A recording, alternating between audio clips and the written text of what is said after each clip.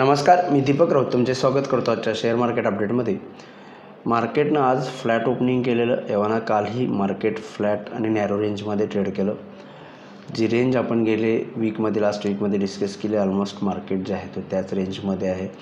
आणि आजही market Nifty जो आहे तो 25,250 आणि 300 या 50 पॉईंटच्या रेंजमध्ये almost most of the time जो आहे तो ट्रेड करत राहिला. त्यामुळे फारशी काही मूव नाही आहे. एव्हाना बँक निफ्टीसुद्धा 51,300 ते 51,400 या 100 पॉईंटच्या रेंजमध्ये, 100-125 पॉईंटच्या रेंजमध्ये बँक निफ्टीसुद्धा एंटायर मिड सेशनपर्यंत ट्रेड करत राहिला. क्लोजिंगला शेवटच्या अर्ध्या एक तासामध्ये बँक निफ्टीला चांगली रिकव्हरी आली. जवळपास 200 पॉईंट 250 पॉईंटची तेजी बँक निफ्टीला आली.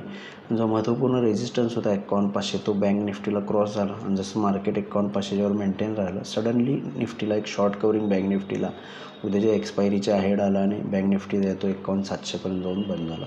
त्यामुळे ओव्हरऑल मार्केटमध्ये थोडंसं बँक निफ्टीमध्ये थोडंसं पॉझिटिव्ह डेव्हलपमेंट्स आज एक रेजिस्टन्स लेवल क्रॉस झाल्यामुळं तयार झाले. पण निफ्टीमध्ये अजूनही साईडवेज ट्रेडिंग सेशन आहे. पण कंटिन्युअस मार्केट जे आहे ते गेले 13 दिवस मार्केट जे आहे ते स्लोली का होईना पण वरती चाललं. त्यामुळे थोडंसं मार्केटला स्ट्रेंथ दिसत नाही आहे, ते थोडंसं काळजीचं कारण वाटतं आहे.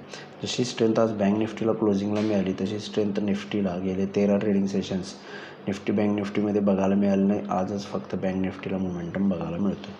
त्यामुळे उद्याच्या सेशनला ट्रेड करायचा झाला असेल तर निफ्टीला मध्ये 25,350 एक स्ट्रॉंग रेजिस्टन्स झोन आहे.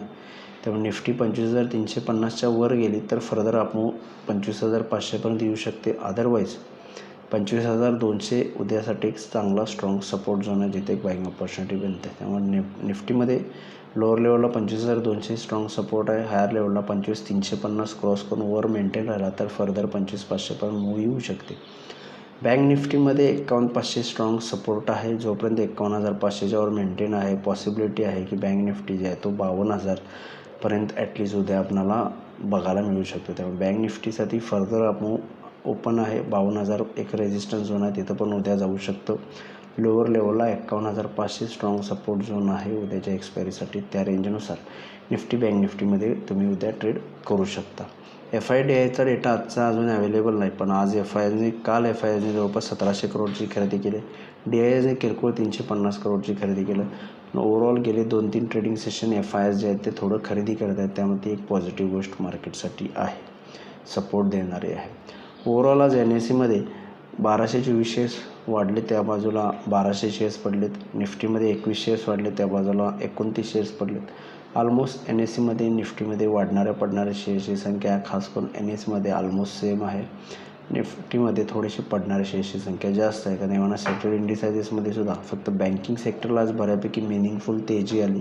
बाकी मेटल, IT, FMCG आणि ऑइल अँड गॅस सेक्टरला थोडीशी मंदी बघायला मिळाली. त्यामुळे पडणाऱ्या शेअर्सची संख्या, सेक्टरची संख्या थोडी जास्त राहिली. बँक निफ्टीमध्ये थोडं एक मिनिंगफुल गेन आहे. ग्लोबल मार्केटचा आढावा घ्यायचं झालं तर थोडंसं ग्लोबल मार्केट्स सध्या तरी डिसअपॉइंटिंग वाटतं. 0.5% युरोपियन मार्केट्स मायनस आहेत. डाऊ फ्युचर्स 180 पॉईंट मायनस आहे. त्यामुळे युरोपियन मार्केट्स आणि US मार्केट्स निगेटिव्हमध्ये राहिलं तर मला वाटतं फर्दर आपण उद्या थोडं फ्लॅट स्टार्ट घेऊ शकतो. पण ओव्हरऑल मार्केटमध्ये आपलं पॉझिटिव्ह मोमेंटम अजूनही कंटिन्यू इंटॅक्ट आहे. एवढा बँक निफ्टीमध्ये आज चांगला रेजिस्टन्स क्रॉस केल्यामुळं तो एक पॉझिटिव्ह मोमेंटम आहे. पण जर ग्लोबल मार्केट्स निगेटिव्ह राहिलं तर थोडंसं आपलं मार्केट कदाचित एखादं फ्लॅट ओपनिंग देऊ शकतो. अदरवाईज ग्लोबल मार्केट रिकवर झाले तर आपण एक पॉझिटिव्ह स्टार्ट उद्या करू शकतो. तर बघूया मार्केट उद्या कशा पद्धतीने बिहेव होते. माझा व्हिडिओ ऐकला त्याबद्दल धन्यवाद. माझं व्हिडिओ लाईक करा, शेअर करा, माझ्या चॅनल सबस्क्राईब करून डेली अपडेटसाठी बेल आयकॉनला क्लिक करा. धन्यवाद.